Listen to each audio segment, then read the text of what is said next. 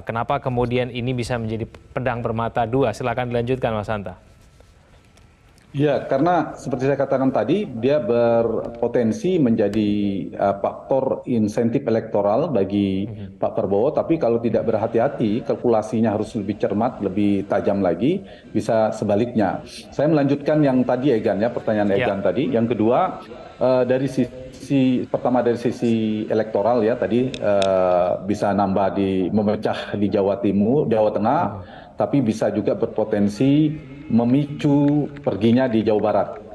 Yang kedua, potensi memecah kebekuan di koalisi itu satu sisi, artinya selesai tidak alot penentuan cawapresnya Pak Prabowo.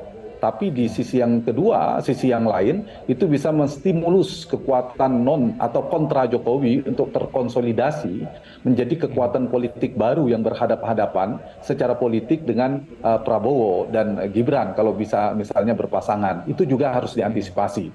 Jadi di internal koalisi selesai, ini menjadi titik poin positifnya, tapi yang bisa menjadi eskalasi, memicu terkonstelasinya kekuatan kontraksi politik semakin tegang, hubungan dengan PDI Perjuangan semakin berhadapan-hadapan, kemudian juga koalisi di luar Prabowo bisa terkonsolidasi, apalagi untuk menghadapi putaran kedua.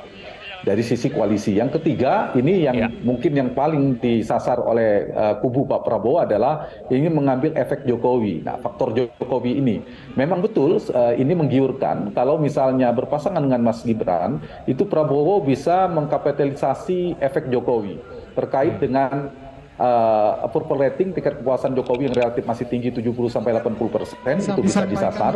Di saat yang sama Pak Jokowi masih menjabat menjadi presiden, ada pengaruh dan jaringan kekuasaan serta jaringan partai politik serta jaringan relawan, projo dan sebagainya, itu bisa dikapitalisasi. Tetapi mata pisau yang lainnya, efek negatif yang harus diantisipasi itu juga bisa memicu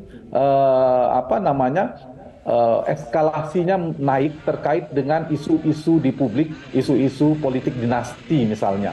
Kemudian terkait dengan kompetensi dan pengalaman Mas Gibran misalnya, itu akan semakin tinggi juga. Nah, kalau itu semakin tinggi eskalasinya, terkonsolidasilah kekuatan sipil misalnya, itu juga bisa mengganggu citra Pak Jokowi. Kalau mengganggu citra Pak Jokowi, akan mengganggu tingkat kepuasan atau approval rating terhadap Pak Jokowi. Kalau mengganggu tingkat kepuasan Jokowi, lama-kelamaan bisa mengganggu legitimasi politik. Kalau mengganggu legitimasi politik, itu juga akan berpengaruh pada mesin politik dan pengaruh Pak Jokowi yang tadinya disasar.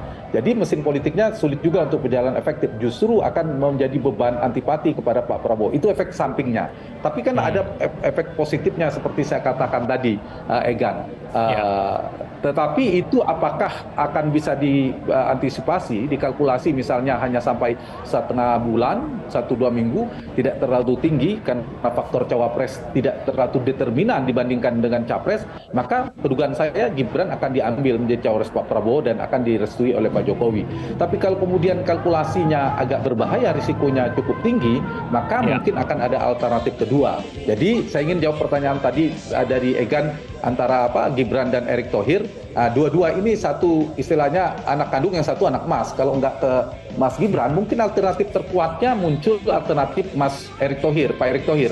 Karena apa? Karena yang disasar dari 3 hal, elektabilitas, kedua efek Jokowi, dan ketiga NU. Nah, tetapi dari sisi risiko itu relatif lebih minim di Erick Thohir ketimbang Gibran. Tapi dari sisi efek Jokowinya jauh kuatnya Gibran karena terasosiasi kuat dari Gibran. Erick Thohir menjadi alternatif. Kenapa? Secara elektabilitas dia paling tinggi di luar dibandingkan misal 2 nama lainnya, Gibran dan Khofifah yang disebut wakil Prabowo. Faktor elektabilitas. Kedua, faktor Jokowi. Tentu Erick Thohir kalah dengan Gibran, tapi bisa lebih dari Khofifah karena lebih terasosiasi, lebih dekat ke Jokowi. Kita sulit membantah Pak Erick cukup sangat dekat. Kalau Mas Gibran tentu paling dekat gitu. Nah, yang terakhir faktor NU. Faktor NU Erick juga dapat, dia punya kedekatan dengan NU. Bu Khofifah tentu sangat NU. Cuma NU kan juga sudah 2, ada Pak Mahfud dan juga sudah ada Bu Khofifah. Jadi menurut saya 2 yang pilihan realistis hari ini untuk cawapres Pak Prabowo secara elektoral melihat kompetisi lawan politiknya Mas Ganjar dengan Mahfud, kemudian Mas Anies dan Caimin, itu saya kira yang paling realistis secara elektoral, secara politik di dua nama. Jika ingin berkompetisi memiliki peluang kemenangan, yaitu Mas Gibran sendiri dan kedua Pak Erick Thohir. Tapi harus dianalisa terkait Gibran adalah dari sisi risiko politik yang bisa melentingkan, tapi juga sebaliknya bisa sebaliknya yang saya katakan tadi, pisau bermata dua. Oke, baik Mas Hanta, kita akan nantikan siapa yang akan diumumkan oleh Prabowo Subianto untuk menjadi pendampingnya. Tampaknya masih akan menunggu ya kedatangan dari Presiden Joko Widodo dan Erick Thohir, dan juga ada Zulkifli Hasan yang pada saat ini mereka masih melakukan kunjungan kenegaraan di Pak Jokowi lah yang penentu, kingmaker utama di kubu Pak Prabowo ya.